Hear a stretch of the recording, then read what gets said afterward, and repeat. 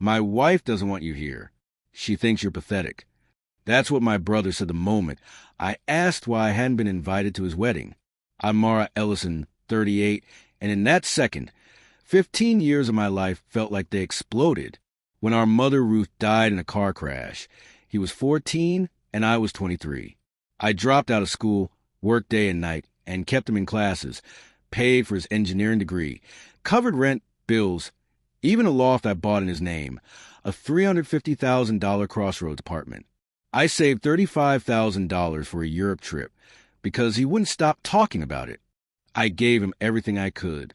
Last weekend, while at my cafe, my phone lit up with Instagram notifications. There he was, Lucas in a tux, kissing Sienna Cole beneath twinkling string lights. Caption, most perfect day with my forever.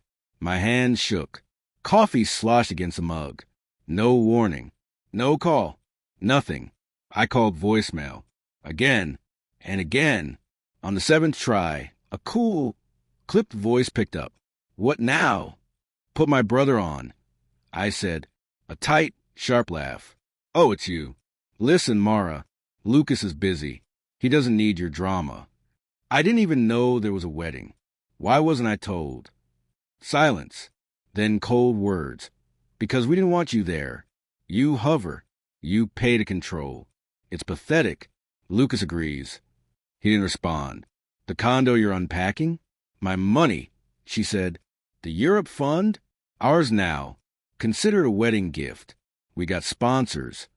And the line clicked dead. Rage surged, but so did clarity. I grabbed my keys and drove to Crossroads. Standing in the hall outside their apartment, I raised my fist and knocked, then let it fall.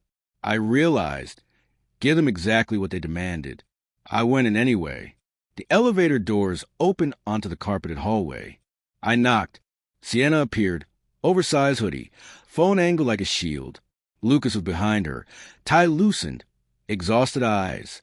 What are you doing here? She demanded. I came to hear my brother say it to my face. I said, calmly, you call me pathetic. You said I use money to control him. You do, she admitted, tilting the phone toward me. Down the hallway, a neighbor leaned out filming. Another door opened. Lucas rubbed his temples. Mara, this is exactly the drama. This is logistics. I cut in. Title, mortgage, fund, they're all mine. Since you want space, I'm granting it. Threats, she scoffed. Well, refinance. Sponsors will handle it. Good, I said. Independence looks better on paper. I left to the whispering chorus of neighbors' doors. Back home, I built a spreadsheet. Loft, $350,000, deeded to me.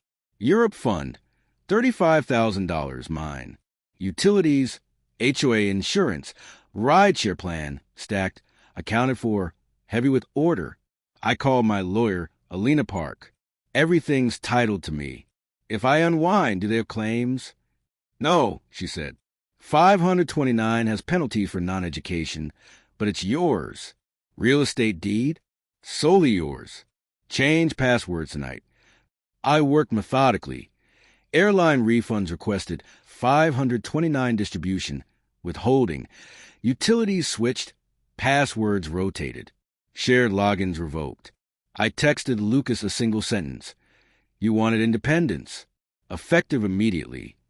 By noon, my realtor had the loft ready to list. Showings flooded in before the listing even went live.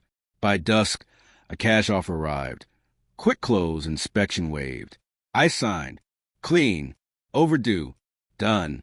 Weeks later, the wire confirmation blinked across my screen. Mortgage paid, keys transferred. I walked through the empty loft one last time. Sunlight striped the floor where their boxes had been. You did right, Joel said. I locked the door and didn't look back. The silence that followed wasn't empty. It was full of space for me. Early morning runs along the river. Ceramics classes. Dinners with friends who remembered the girl I'd shelved.